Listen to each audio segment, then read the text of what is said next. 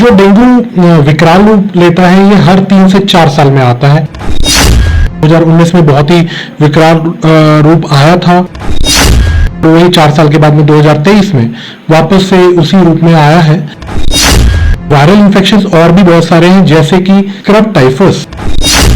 नमस्कार, मैं Manik Gupta स्वागीलाल news channel से। इस समय हम बातचीत करने जा रहे हैं आज एक ऐसे मुद्दे को लेकर जो काशीपुर उत्तराखंड या कहें भारत का सबसे संवेदनशील या फिर कहें सबसे ज्यादा घातक मामला है, क्योंकि आप देख पा रहे हैं लगातार जो है कहीं ना कहीं डेंगू के केसेस या कहें प्लेटलेट्स गिरने के केसेस से जो मौतें हैं वो सामने आ रही हैं। जो लोगों के अस्पताल में भर्ती होने के आंकड़े हैं वो बहुत बड़े स्तर पर सामने आ रहे हैं। कहीं ना कहीं एक महामारी का रूप ये ना ले ले।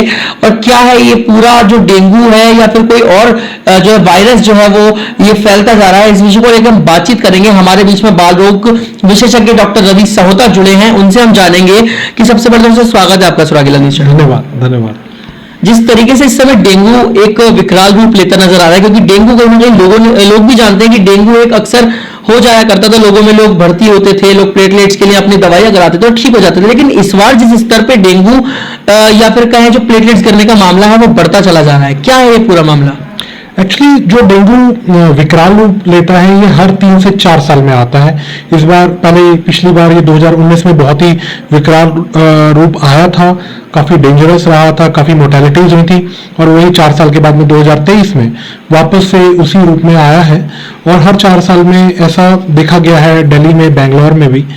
और डेंगू बेसिकली वायरस इन्फेक्शन है और मॉस्किटो बॉर्न इन्फेक्शन है, मच्छर के काटने से होता है।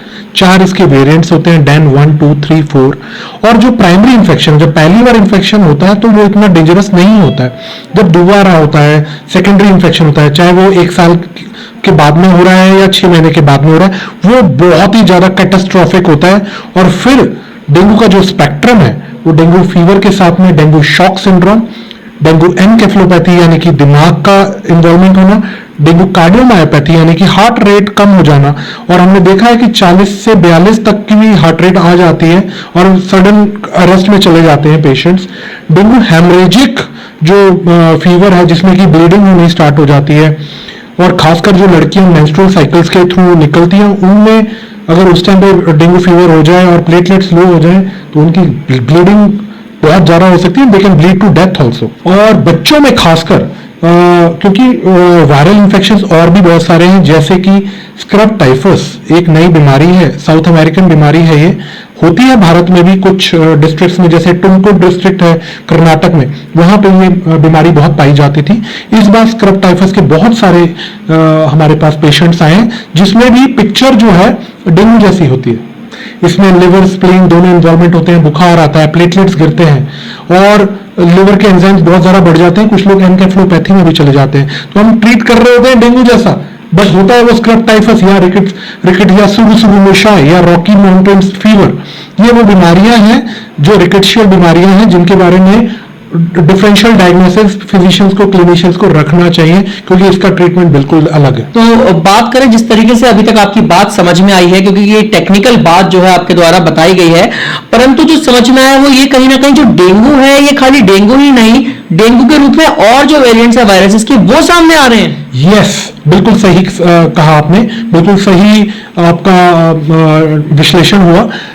डेंगू के अलावा जितने भी वायरल इन्फेक्शंस हैं, सभी वायरल इन्फेक्शंस प्लेटलेट्स को लो करते हैं। रिकेट्शिया इन्फेक्शन भी वैसा ही है, ये ना वायरस है ना बैक्टीरिया, ये अलग ही चीज है।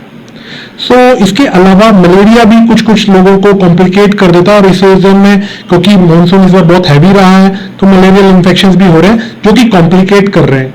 मेरी सलाह यही रहेगी कि आप एलाइजा का टेस्ट करवाएं, और NS1 एंटीजन अगर पॉजिटिव आ रहा है और आपका प्लेटलेट्स 1 लाख के आसपास आ रहा है तो आपको या तो एडमिशन ले लेना चाहिए या फिर बहुत ही क्लोज वॉच पे रहना चाहिए अपने फिजिशियन के, अपने बच्चों के लिए। तो बात करें कुछ बचाव, जैसे कि हमेशा हम जानते हैं कि अगर बीमारी आई है तो उस बीमारी का तोड़ भी आया है, और तोड़ दवाइयों के अलावा सबसे पहले घर से शुरू होता है।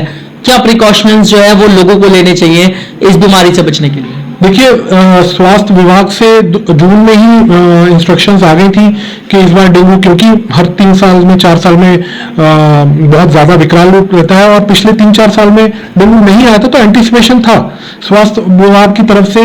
जो हमारे को जो इंस्ट्रक्शंस आई थी उसके हिसाब से लोगों को अपने घरों में पानी नहीं इकट्ठे होने देना था, नालियों में पानी नहीं इकट्ठे होने देना था, स्प्रे करनी थी जहां पे मच्छर मर जाता है, और जो डैम्प जगह है रिकेट्सिया के लिए खासकर, जो जहां पे सीलन ज्यादा होती है, ऐसे एरियाज में कुत्तों के जो पिस्सू होते हैं ना, वो भी काट के आपको रिकेट्सिया जैसा इन्फेक्शन कर देता है। पिस्सू जानते होंगे आप लोग, जिसको साधारण हिंदी भाषा में बोलते हैं, उसके काटने से भी रिकेट्सियल इन्फेक्शन हो जाता है। तो थोड़ा सा मुस्तैदी रखनी है, अपने पेट्स को साफ सुथरा रखना है, उनके जो पैरासिटिक इन्फेक्शन है, जिससे मैंने बताया पिस्सू वगैरह, चीचड़ वगैरह, तो उसके लिए उनका ट्रीटमेंट करवाना है।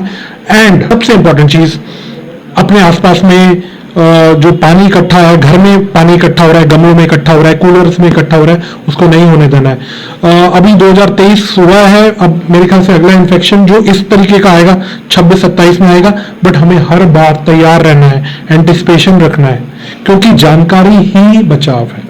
फिलहाल जिस तरीके से अभी डॉक्टर रवि साहोता ने हमें जानकारी दी है कि कहीं ना कहीं रिकेट्स और ये तरह तरह की जो बीमारियां हैं, उसका एक सबसे बड़ा कारण है घरों में पल रहे पेट से, या फिर अगर उनका साफ सुथरा ना होना, क्योंकि जो उनमें पिस्सू, जिस तरीके से आप जानते हैं कि आज की तारीख में 10 में से हर 5 या 6 इंसानों के घर में कहीं ना कहीं पेट्स जो है वो पलते हुए देखने को मिलते हैं। तो ऐसे में यदि आपके जो पेट्स हैं वो बाहर घूमकर आते हैं, उनके थ्रू जो उनके इन्फेक्शन है, फिर जो उनके ऊपर पिस्सू वगैरह जो होते हैं वो घरों के अंदर आते हैं, तो कहीं ना कहीं ये भी आपको जो है हॉस्पिटल तक खींचने का काम करते हैं। तो ऐसे में कहीं ना कहीं प्रिकॉशंस लेनी बहुत जरूरी है। जिस तरीके से आप देख पा रहे हैं कि लगातार डेंगू या प्लेटलेट्स गिरने के मामले आ रहे हैं, तो इनको स्वयं बचाव न करते हुए सबसे पहले आपको यही करना है, यदि आप में वो लक्षण है तो आप तुरंत पहुंचिए अपने नजदीकी फिजिशियन के पास या डॉक्टर के पास, और आपको तुरंत जो है, जो उसके टेस्ट होते हैं, जिससे आपको ये साफ होगी आखिर आपको असल बीमारी है क्या, उसके बाद ही उसका इलाज का जो आपका आगे की प्रक्रिया है उसको शुरू करना है, क्योंकि कई बार जो होती है एक छोटी सी गलती जान पर बनाती है। फिलहाल